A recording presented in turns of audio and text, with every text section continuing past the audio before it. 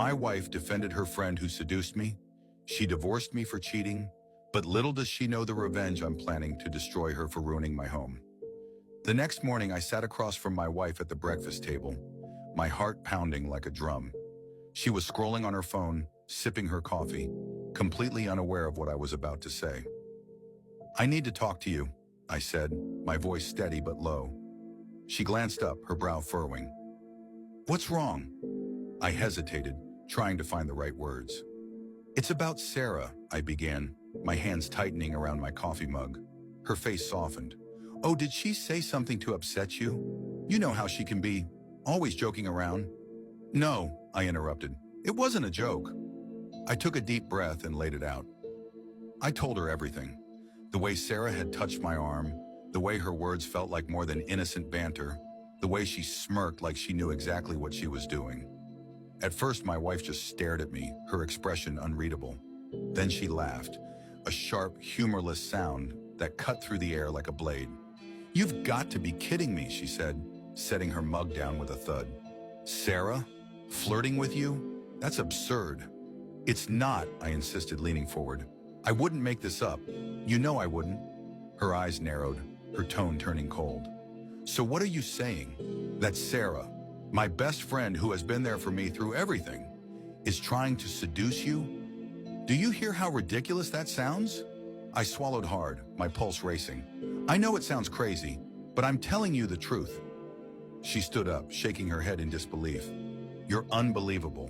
You think you can just blame her because... What? You're insecure? Paranoid?" "It's not paranoia," I said firmly. "It happened. Why can't you believe me?" "Because I know Sarah," she snapped, her voice rising. "She would never do something like that. Never." Her words hit me like a slap. I realized then that it didn't matter what I said. She had already made up her mind. And then, the final blow came. "If anything," she said, her voice trembling with anger, "I should be questioning you. Maybe you're the one who tried something, and now you're trying to cover your tracks." I stared at her, stunned. "You can't be serious." But she was. The conversation spiraled from there. No matter how much I pleaded, how much I tried to explain, she wouldn't listen. She defended Sarah like her life depended on it, refusing to even consider the possibility that her friend could have crossed a line. Within days, things escalated. The tension between us grew unbearable, and before I knew it, she had filed for divorce. "You cheated," she said coldly when I begged her to reconsider, "and I'll never forgive you for it." Those words echoed in my mind long after she left. I hadn't just lost my wife.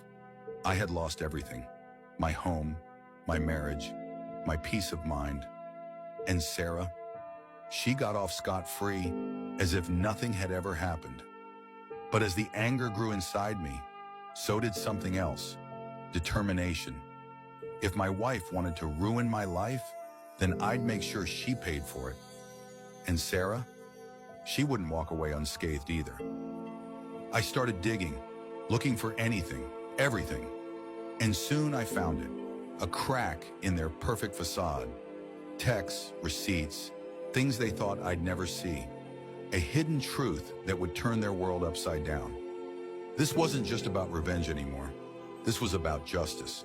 And I wasn't going to stop until they both faced the consequences of what they had done. Stay tuned for part 3. The plan begins and nothing will ever be the same.